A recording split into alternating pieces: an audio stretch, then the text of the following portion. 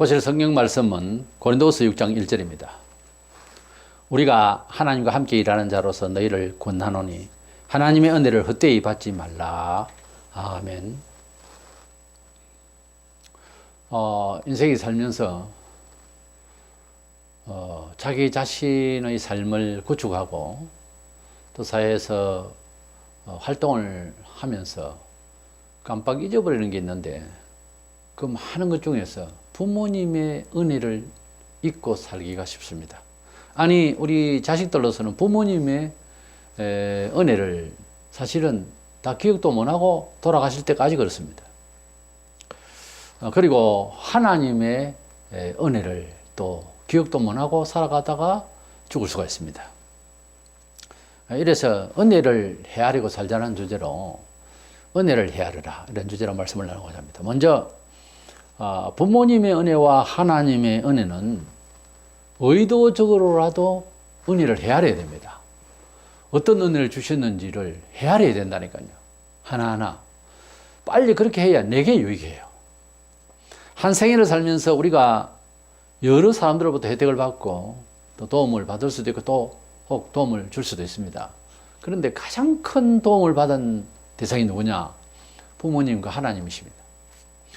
부모님으로부터 받은 은혜는 결혼해서 출가하지 않으면은 제대로 체휼이 안 돼요. 자식을 놓고 애쓰면서 살아봐야 겨우 이제 그때 알게 되는 거죠. 본문에 하나님의 은혜를 헛되이 받지 말라 그랬는데, 하나님의 은혜도 하나님의 은혜에 대해서 깊이 사유하고 체험을 하고 알아봐야 됩니다. 하나님이 주신 은혜는 만물 만사에 있는데 깨닫지를 못해요. 왜 깨닫지를 못할까? 가만히 있으니까 그렇죠. 움직이고 하나님의 삶의 교훈대로 살고 그렇게 살아가는 과정에서 체혈이 되어지고 깨달아지고 그 깊이와 그 영광스러운 내용에 대해서 깨닫게 되고, 그래서 감사하게 되고 그러는 거죠. 우리가 하나님의 은혜를 깨닫게 되면은 기쁨이 생기는데, 부모님의 은혜에 대해서도 감사하고 부모님의 은혜에 대해서도 깨닫게 되면 설명할 수 없는 엄청난 지식을 얻은 것으로 기뻐해요. 부모님이 날 낳으시고 나를 기르신 과정에 대해서 최소한 기억을 떠올릴 만한, 소아 때부터 기억을 떠올릴 만한 일만 있어도 쭉 한번 생각해 보면은 나를 얼마나 사랑하시고 도와주셨는가를 깊이 생각하면은 갑자기 기쁨이 희열이 넘칩니다. 내가 이 세상에 너무 중요한 사람이구나. 이렇게 부모님의 두 분의 은혜를 받아서 내가 여기까지 커왔으니 얼마나 나는 중요한 사람인가, 얼마나 존귀하게 살아야 될까 하는 아름다운 그런 삶의 의무를 갖게 되는 거예요. 그런데 부모님을 업신여기고 부모님을 예사로 생각하는 사람이 사회생활을 바로 할 수 있을까 하는 겁니다. 할 수가 없어요. 자기 부모를 업신여기고 어떻게 사회생활을 바로 할 수 있습니까? 논리적으로 안 맞는 거예요, 앞뒤가. 부모를 반역을 하고, 구약 성경에 하나님 다음에 부모예요. 부모를 업신여기는 사람 돌로 쳐 죽이라 그랬어요. 그게 맞는 말씀이, 가정에서 부모님께 불효하고 부모님을 업신여기가지고 사회에서, 사회 조직이라고 하는 것은 존중해야 할 사람, 또 복종해야 할 사람, 섬겨야 할 사람들이 수두룩한데, 집에서 부모님을, 자기를 넣어서 길러준 부모님을 무시하면 사회에서 봉사할 수 있겠습니까? 사회에서 바른 자세로 살 수 있겠느냐고요, 조직사회에서. 불가능합니다.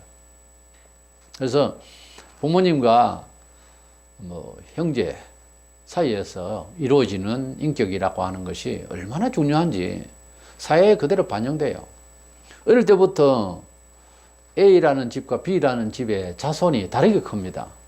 왜 그러냐 하면은 학교에서는 똑같은 교과목으로 공부를 하는데, 같은 선생님 안에서 집에서 흐르는 영이 있어요. 집에서 돈을 굉장히 너무 많이 좋아하면 애들이 닮아요. 집에서 사정없이 자기 이기적으로만 살면 아이들이 닮아요. 집에서 남을 위하여 애쓰고 하는 태도가 조금이라도 한번 비치면 아이들은 민감하기 때문에 그것을 봐요. 집에서 부모가 책을 읽고 늘 항상 숙고하는 시간을 태도가 보이면, 일부러 보이는 건 아니죠. 보이면 자녀들도 그렇게 돼요. 그게. 그래서 부모가 염치 없이 굴면 자식도 똑같이 그렇게 되어버립니다. 틀림없이 그렇게 돼요. 어쩌다가 자기를 이기고 부모를 안 닮겠다 그러고 그런 자식도 있지만은 계속 부모가 술을 퍼마시면 자식도 퍼마시게 돼 있어요. 대부분 그래요. 부전자전이라고. 그래서 어린 아이들도 소아들도 닮아요. 할아버지도 닮고 부모도 닮는다니까요. 같이 있으면. 그래서 태어날 때부터 그 전기가 DNA가 좀 차이가 있지만은 교육하기 나름이에요. 교육을 잘 하면 아이들이 온전히 인격적으로 클 것이고, 그렇지 않으면은 교육하는 정신이 없이 키우면은 평소에 하던 그 어른이면 어른으로서 교양 없이 구는 그대로 아이도 교양 없이 굴어버려요. 저는 그런 걸 봅니다. 그래서 참 교육이라는 게 무섭다. 어떤 집안에 태어났느냐가 사실은 크게 중요하지도 않아요. 어떻게 교육을 했느냐가 중요하다니까. 어떤 집안에 빼대를 찾는 것은 왜 그러냐면 그렇게 교육을 했기 때문에 그렇단 말이에요.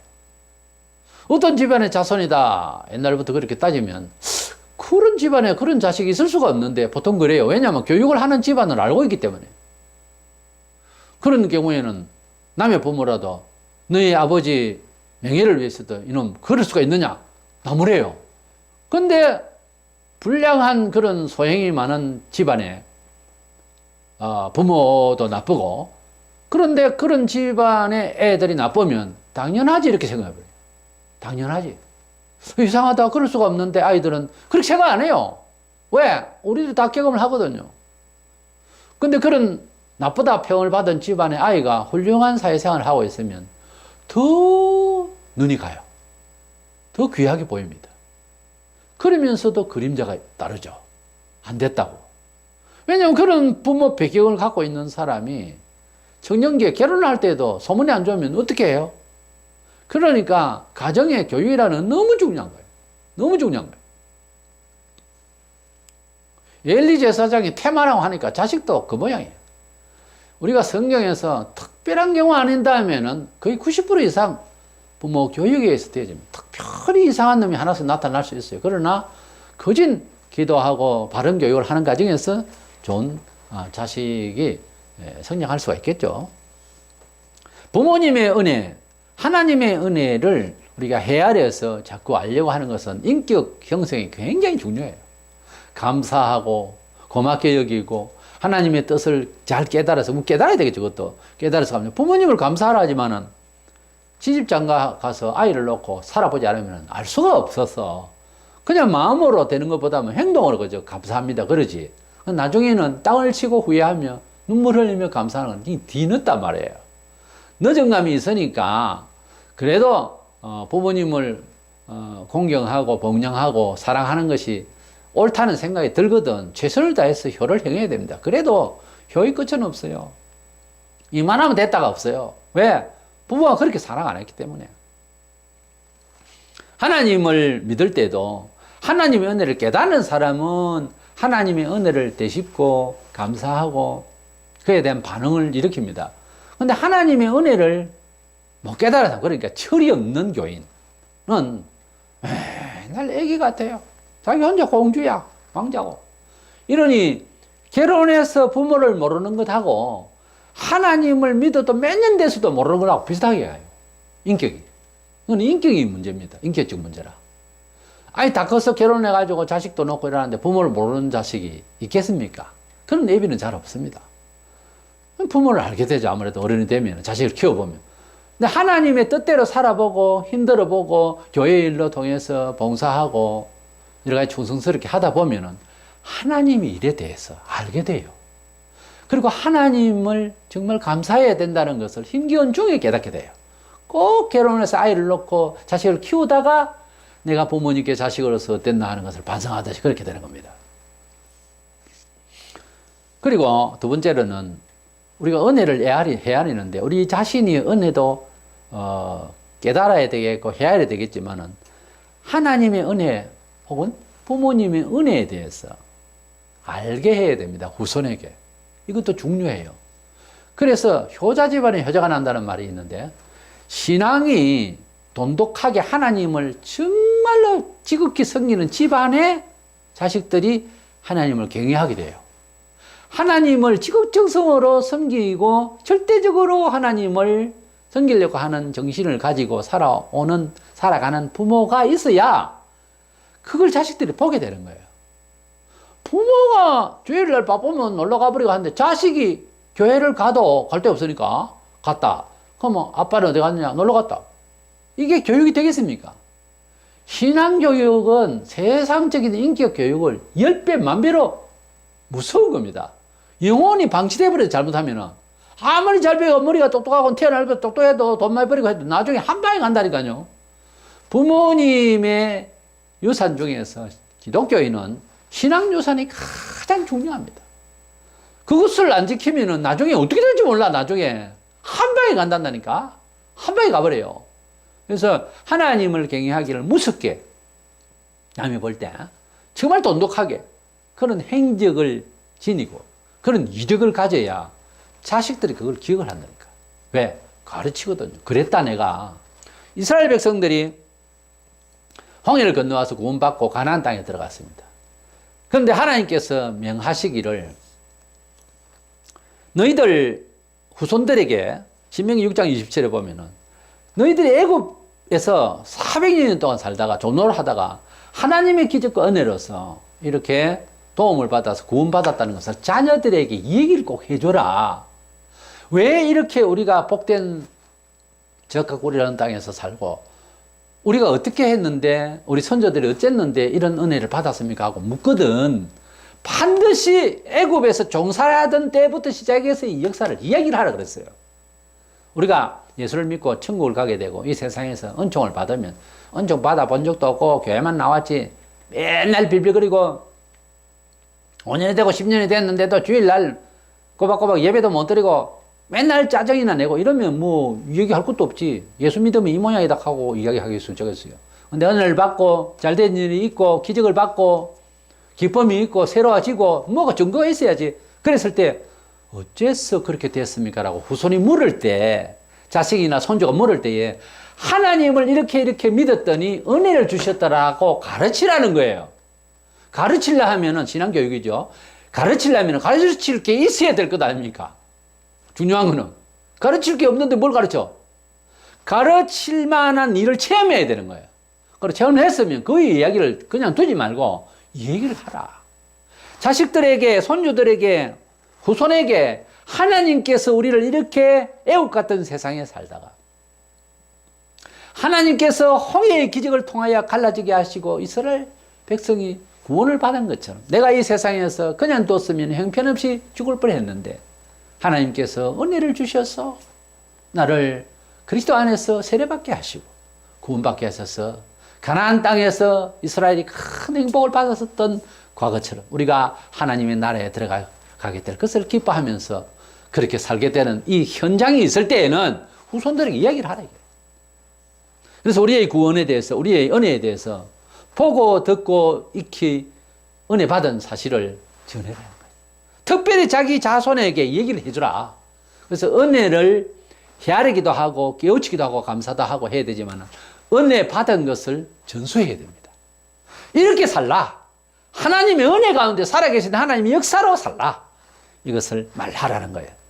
사도행전 4장 20절에 우리는 보고 들은 것을 말하지 않을 수 없다 하니 그런 말이 있습니다. 우리가 보고 들은 것을 말하지 않을 수가 없다. 요즘 실제 말로 팩트에 의한 증거는 확실하잖아요. 이 사진을 찍고 동영상이 나오고 문서가 있고 사람이 있는데 확실한데 근데 이를 저질러놓고 난 모르요.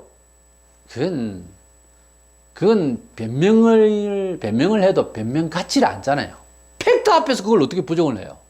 사실이 벌어졌는데 다 아니라 그러고 그건 그때 바람이지 사실이 그거 아니잖아요. 팩트에 의한 정은 이것은 아직까지는 세상이 뒤집어지기 전까지는 이 세상에 증거하는데 완벽한 자료입니다. 그래서 오늘날 정보가 복잡하니까 팩트 그런 말을 많이 써요. 손목 잡아보지 아니하고 손목을 잡아도 안 됩니다. 사진 찍어놔야 돼. 무슨 일이든지 자료를 남기지 않으면 안 믿으라고 그래 사람들이 또. 왜? 모두가 너무 많이 거짓말을 하니까. 나도 하고 너도 하고. 이러니 어느 놈이 바른 말 하는지 알 수가 없어. 그래서 팩트에 의해서 사실에 의해서 입증 자료가 필요해요. 우리 신앙생활도 하나님의 은혜를 받았다라고 한다면 그 하나님의 은혜 받아 누리고 나눌 만한 것이 뭔지 내놔보세요. 예수 믿고 구원 받았다. 그런데 구원 받았는데 구원 주신 하나님을 어떻게 증명할 거예요? 그냥 나는 구원 받았다고요. 좋아요. 오늘 천국은 갈 수 있겠죠. 근데 증거를 어떻게 할 거냐고요. 그 말만 자식에게 이야기하고 후손에게 이야기하고 사람들에게 말할 겁니까? 예수님을 구주로 믿었더니 기쁘다든지 술 마시던 거 끊었다든지 술집 장사하던 거 안 한다든지 최소한 예수 믿고 이 세속적으로 살던 거 안 한다든지 무슨 변화가 있어야 될 것 아닙니까? 예수 믿고 병이 뭐 고침을 받았다든지 하다 못해. 게을르다가 더 성실하게 됐다든지 마음이 많이 밝아졌다든지 그래서 몸도 좋아지고 있다든지 무슨 이런 이야기가 있어야지. 예수 믿고 그냥 3년, 5년, 10년, 20년도 됐는데 맹태도는 거지같이 해가지고서 그런다면 말하자면 불신자들이 뭐라 하겠어요? 그렇지만 내가 하나님 믿는다고. 애매합니다. 하나님을 믿으면 그래는 안 되거든요. 하나님 믿으면은 기하는 사람한테 조금 다르지만 변화가 있어야 돼요. 변화가 없는 이 신앙이라고 하는 것은 말이 안 되는 거예요. 그런 의미에서 야고보는 말하기를 행동, 행위, 표현이 있어야 된다는 거예요. 하나님을 만났기 때문에 일어난 현상에 대해서 얘기를 해야 되는 정세도뿐만 아니라 실질적인 팩트에 의한 증거 자료가 있어야 돼요. 개인적으로도. 작거나 많으나 그런 관계없어요. 예수 믿었기 때문에 이런 일이 생겼다라고 말할 수 있는가 하는 거예요. 양심적으로 말할 수 있는가? 객관적으로 그렇게 말할 수 있는가 하는 거예요. 홍해가 갈라져서 이스라엘 백성들이 애굽에서 탈출을 했습니다. 저절로 갈라졌겠지. 이런 말을 못 하잖아요. 그런데 우리가 일을 열심히 해서 돈을 벌었다. 하나님 은혜다. 이건 좀 약합니다. 왜? 하나님 안 믿어도 열심히 하면 돈을 벌고 통장에 돈을 넣을 수 있으니까요. 그건 말고 세월을 좀 살면서 내가 예수를 안 믿고 사는 사람이었다면 혹은 내 주변에 있는 사람과 비등한 사람이 살아온 것하고 대조를 해보세요. 대조를 해볼 때에 하나님을 믿었기 때문에 과연 이럴 수밖에 없었다라고 가정이 되어지고 그런 계산이 나오면 그것은 팩트 아닙니까? 억지로 하나님의 은혜다. 하나님 은혜라고 하니까 그렇게 하는 게 가보다. 이래가지고는 이건 아직까지 잘 모르는 거지. 어린아이가 부모님의 은혜에 대한 노래를 하는 것도 하고 그 어머님의 노래 그것이 양주동 박사가 쓸 때는 어른이 되어서 정말 어른을 제대로 아는 가운데서 쓴 시거든요. 근데 아이는 모르고 하지만 부모님의 은혜를 자기 수준에서 사랑을 받은 것을 감사하겠죠. 그와 같이 우리 신앙자들도 횟수는 많이 되는 또 애기처럼 말하는 사람이 있단 말이야. 너무나 말은 맞는데 고건데 애기 같은 소리를 한다는 거예요. 그래가지고 어른이 해야 할 일을 어떻게 하겠냐고. 그래가지고 신앙인으로 굳세게 나가야 할 일을 하겠냐고요. 못 맡기지. 못 해내요. 그 애는 어떻게 한다? 아이들이 성장하는 과정처럼 쓰러지고 자빠지면서 달리기도 하고 연구도 하고 운동도 하고 공부도 하고 성장해야 될 것 아니에요. 매도 맞고. 근데 그거 하나도 안 할래 하면 영원한 공주가 되지. 아무것도 못합니다. 아무것도 안 돼요. 그러니까 우리가 은혜를 깨닫는 것도 중요하고요. 은혜를 깨달은 것을 남들에게 이야기할 만큼 팩트를 가져야 되는 거예요. 사실 입증을 하라고요. 그 예수 믿으면은 어떻더냐 이래 물으면 뭐 갑자기 그렇게 묻는다 그러거나 뭐를 하나 이야기를 할 수 있는 거리가 있어야 되는 거예요. 그것은 원한다고 준다 이것이 아니고 늘 부러져 있습니다. 사생활에 주의 뜻대로 살라고 하면은 교정해야 될, 투쟁해야 될, 혁명을 이루어야 될 일이 참 많아요. 개인적으로들 다. 안 하니까 그런 거예요. 내 이거 고치겠다. 그걸 붙들고 힘쓰면 죽을 판입니다, 사람. 사람한테 다 약점이 있고 안 고치지는 것이 있는데 안 고치려고 하니까 안 고치지는 거예요. 고치려고 애를 계속 쓰면은 기회가 와요. 어떤 식으로든 온다고. 그리고 하나님 말씀을 따라서 손복해 나갈 때 힘들어요. 눈물 나고. 그냥 자존심이 어그러지는데 흙담 무너지듯이 막 쓰러지면 감당할 수가 없어요. 그래도 가만히 있어야 돼요. 그래도 참아야 됩니다. 이상한 소리 하면 안 됩니다말로. 그리고 완전히 죽어버려야 돼요. 완전히 죽으면 하나님께서 새 인격을, 새 나를 세워주세요. 완전히 파손의 신축이 되죠. 너무 부실한 것은요, 거기에 또 건축해 본들 쓰기 곤란합니다. 완전 신축을 해야 돼요. 다 부셔버리고. 이것은 힘들어요. 누구나 힘들어요. 아무도 대신해 줄 수 없어요. 모든 사람이 그렇게 힘들었었어요. 유독 자기만 힘든 게 아닙니다. 다 힘들었어요. 가장 힘든 것 중에 병원에서 수술하는 것보다 자존심 상하는 겁니다. 자존심 상할 때에 참아내는 것이 굉장히 힘듭니다. 근데 그것은 통과해야 됩니다. 그래야 하나님께 주시는 새 은혜의 사람으로 돌변합니다. 변할 수 있어요. 은혜를 헤아리자. 그리고 헤아리지 않으면은 그것을 체험하지 않고 깨닫지 않고 그렇게 노력하지 않으면은 평생 가도 하나님의 은혜를 더 받을 수 없어요. 받은 은혜가 있으면은 증명할 수 있어요. 이야기를 뒤집으면은 증명할 수 있을 만큼 은혜를 깨닫고 체험해라 이 말입니다. 내가 증명을 할 수 없는 것은 그리스도인으로서 신앙자라 하기에는 굉장히 이것은 객관성이 없는 거예요. 내가 간증을 할 수 있고 내가 예수를 증거한다고 하는 것은 체유를 한 것이 팩트에 의해서 간직하지 않으면 하기가 어렵습니다. 햇말도 하고 10분도 안 돼서 할 말이 있고 그래가지고 무슨 예수를 증거할 수 있습니까? 아무쪼록 우리는 은혜를 헤아려서 주님과 또 부모님에 대한 은혜, 우리가 여러 사회에서 받은 은혜를 헤아릴 줄 알고 감사할 줄 알고 또 다른 사람에게도 그런 은혜를 끼칠 수 있는, 증명할 수 있는 그런 팩트가 있는 신앙인으로서 승리하기를 축원합니다.